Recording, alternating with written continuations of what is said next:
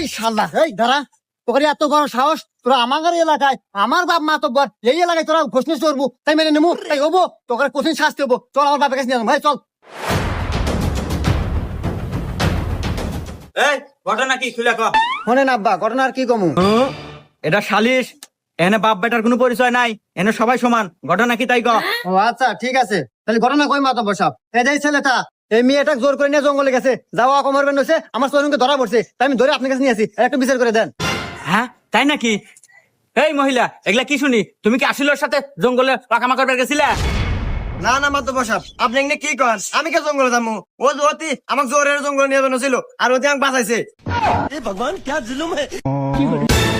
Please আমাকে ক্ষমা করে দাও।